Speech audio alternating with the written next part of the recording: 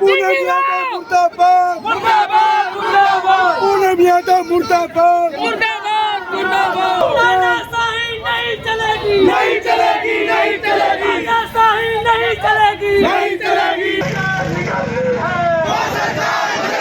इनके द्वारा किया गया है। मुझे लगता है कि आने वाले समय में इनकी भ्रष्टाचार के ऊपर और कब्जा जो ये करने लग रहे हैं सरकारी ज़मीनों के ऊपर, इनके ऊपर रोक लगाने का काम आज से विपक्ष करेगा। जनता को सिवाय झूठे वादों के इन्होंने कुछ नहीं दिया। सबसे बड़ा सबूत जो भ्रष्टाचार का है वो तो अपने आप उन्होंने जब जवाब दिया उसमें था।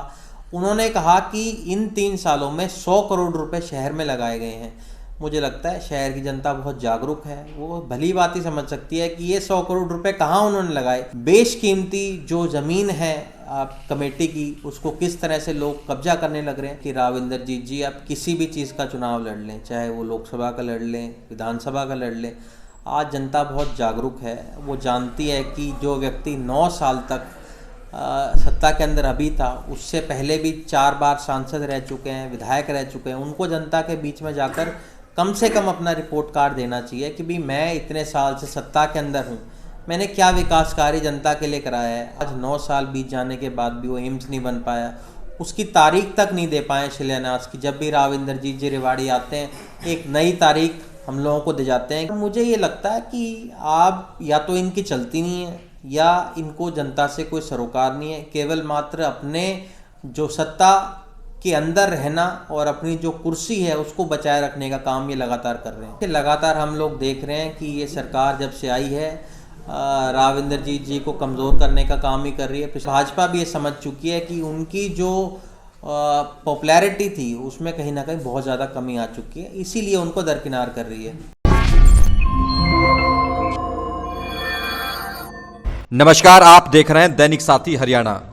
रेवाड़ी से कांग्रेसी विधायक चिरंजीव राव ने नगर परिषद चेयरपर्सन के खिलाफ सड़कों पर उतरकर मोर्चा खोल दिया है। दावा आर पार की लड़ाई का किया जा रहा है। जानकारों की माने तो नगर परिषद के इतिहास में यह पहला मौका है जब चेयरपर्सन के खिलाफ विधायक, नगर पार्षद व शहरवासी हाथों में विरोध के बैनर लेकर सड़कों पर उतरे हों। विधायक के नेतृत्व में पार्षद प्रवीण चौधरी, पूर्व चेयरपर्सन सुचित्रा चांदना, रंजना भारद्वाज, पार्षद प्रतिनिधि एडवोकेट मोनू राव, पार्षद एडवोकेट लोकेश यादव, पार्षद सरिता सैनी, सुरेश शर्मा, दिलीप माटा व नरेश हजारीवाल सहित अनेक पार्षदों व शहरवासियों ने झज्जर चौक से लेकर मुख्य बाजारों में होते हुए नगर परिषद तक जमकर शहरी सरकार की मुखिया के खिलाफ हल्ला बोला। इस दौरान एक बार फिर से विधायक ने चेयरपर्सन पर भ्रष्टाचार के गंभीर आरोप लगाते हुए दावा किया कि विजिलेंस जांच शुरू हो चुकी है, जब सबूत मांगेंगे तो दिए जाएंगे। विधायक यहीं तक ही नहीं रुके, उन्होंने इसके लिए गुरुग्राम सांसद, केंद्रीय राज्य मंत्री राव इंद्रजीत सिंह को भी जिम्मेदार ठहराया। आरोप लगाया कि मिली भगत से पूरा खेल खेला जा रहा है। वहीं एक अन्य सवाल के जवाब में विधायक ने कहा कि राव इंद्रजीत सिंह की पॉपुलैरिटी खत्म हो चुकी है, ऐसे में बीजेपी उन्हें तवज्जो नहीं दे रही है। चेयरपर्सन पर भ्रष्टाचार के तमाम आरोप कितने वाजिब है तो जांच में पता लगेगा, लेकिन जिस तरह का माहौल रेवाड़ी में कहीं न कहीं बीजेपी को शायद इसका खामियाजा जरूर भुगतना पड़ेगा, क्योंकि चुनावी साल है, पहले लोकसभा इसके बाद विधानसभा। ऐसे में लोगों के जहन में जिस तरह का माहौल बनाया जा रहा है, कहीं न कहीं शायद राव इंद्रजीत सिंह को भी इसका नुकसान झेलना पड़ सकता है यदि समय रहते हुए इन तमाम चीजों से नहीं निपटा गया। अब आपको दिखाते हैं किस तरह से शहर की सड़कों पर उतरे रेवाड़ी विधायक चिरंजीव राव ने क्या कहा। आज शहर में इतना बड़ा प्रदर्शन, क्या आज से चुनावी बिगुल फूंक दिया आपने भी, चुनावी तैयारी शुरू हो गई? देखिए, लगातार हम लोग लोगों के बीच में रहते हैं, पर आज आप शहर के हालात देखेंगे तो मुझे लगता है कोई भी व्यक्ति जो शहर का है वो उससे दुखी होगा। आप कहीं भी शहर में चले जाइए, आपको टूटी सड़कें नज़र आएंगी।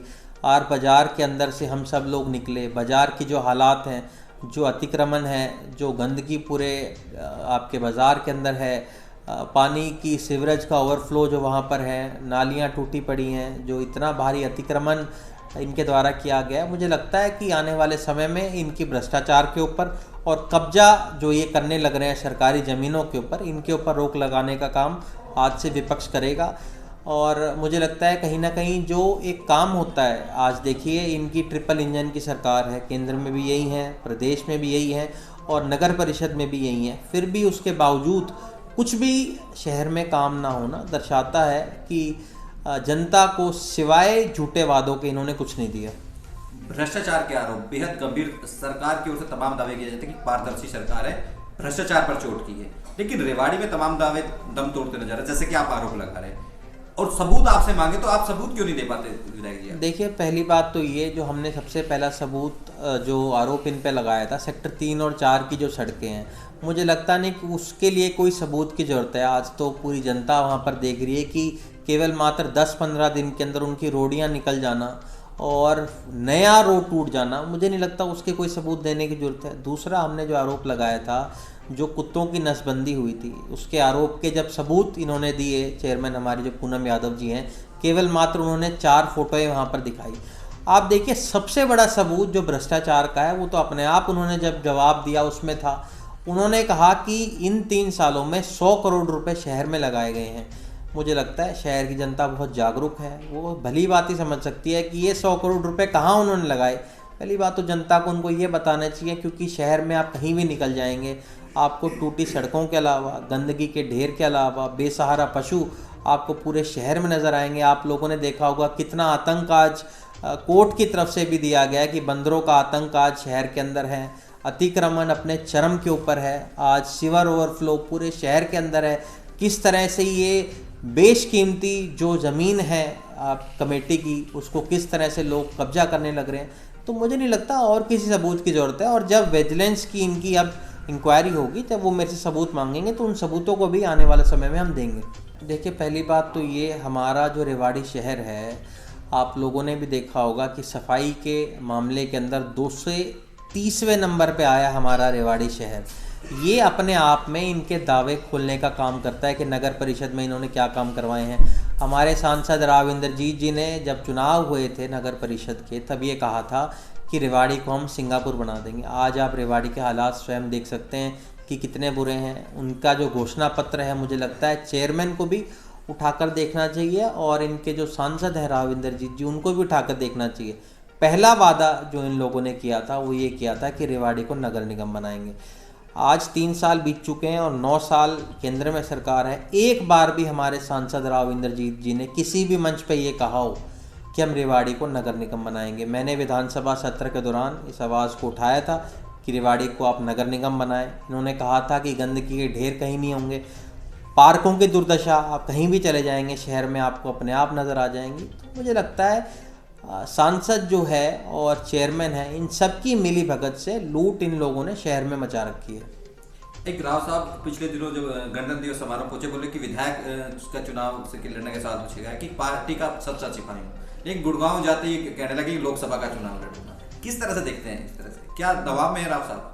देखिए, मेरा मानना ये है कि राव इंद्रजीत जी आप किसी भी चीज़ का चुनाव लड़ लें, चाहे वो लोकसभा का लड़ लें, विधानसभा का लड़ लें, आज जनता बहुत जागरूक है। वो जानती है कि जो व्यक्ति 9 साल तक सत्ता के अंदर अभी था, उससे पहले भी 4 बार सांसद रह चुके हैं, विधायक रह चुके हैं, उनको जनता के बीच में जाकर कम से कम अपना रिपोर्ट कार्ड देना चाहिए कि भाई मैं इतने साल से सत्ता के अंदर हूँ, मैंने क्या विकास कार्य जनता के लिए कराया है। आपको याद होगा 2015 के अंदर इन्होंने घोषणा करी थी कि रेवाड़ी के अंदर एम्स बनेगा। आज 9 साल बीत जाने के बाद भी वो एम्स नहीं बन पाया, उसकी तारीख तक नहीं दे पाए शिलान्यास की। जब भी राव इंद्रजीत जी रेवाड़ी आते हैं, एक नई तारीख हम लोगों को दे जाते हैं कि इस तारीख को ये बन जाएगा। पर मुझे ये लगता है कि आप या तो इनकी चलती नहीं है या इनको जनता से कोई सरोकार नहीं है, केवल मात्र अपने जो सत्ता के अंदर रहना और अपनी जो कुर्सी है उसको बचाए रखने का काम ये लगातार कर रहे हैं।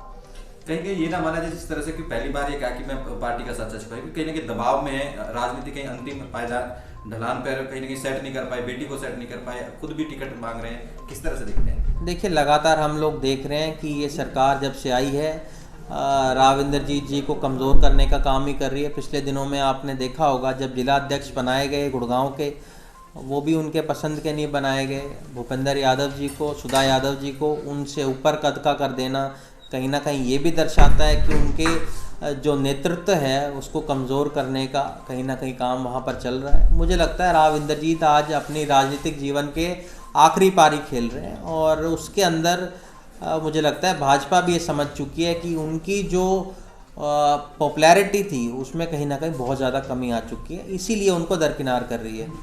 लास्ट क्वेश्चन कौशल तो छत्तीसगढ़ वहाँ पे है, झारखंड का हेमंत सोरेन गिरफ्तार कर लिए जाते हैं। किस तरह से एजेंसी पे आरोप लगते हैं कि ईडी का दुरुपयोग हो रहा है, आप किस तरह से देखते हैं? देखिए, लगातार हम लोग देख रहे हैं किस तरह से ईडी का दुरुपयोग हो रहा है। पिछले दिनों में आप सब ने देखा कि किस तरह से उम्रदराज लालू प्रसाद यादव जी से 10 घंटे तक ईडी ने पूछताछ करी, उसके बाद तेजस्वी यादव से करी, अरविंद केजरीवाल जी को लगातार समन दिए जा रहे हैं। आपने कल देखा कि एक चुने हुए मुख्यमंत्री को पहली बार हम लोगों ने देखा किस तरह से ईडी की गलत कार्रवाई की वजह से छुपना पड़ रहा है। ममता बनर्जी को लगातार ये शिकंजा कस रहे हैं। हमारे विपक्ष के जो नेता हैं भूपेंद्र सिंह हुड्डा जी, उनको 14 दिन में 2 बार बुलाना और 10-10 घंटे पूछताछ करना, मुझे लगता है कहीं ना कहीं विपक्ष की जो भी आवाज़ें हैं उनको दबाने का काम बीजेपी कर रही है। पर जनता बहुत जागरूक है और आने वाले समय के अंदर ये जो बदले की राजनीति है इसे सबक सिखाने का काम यहाँ करेगी। बिहार में सरकार जिस तरह से बदली गई, कहीं न कहीं आपके साले साहब थे डिप्टी सीएम, आप वहाँ का माहौल क्या देखते हैं? किस तरह से, क्या दबाव में हुआ सारा खेल वहाँ पर भी?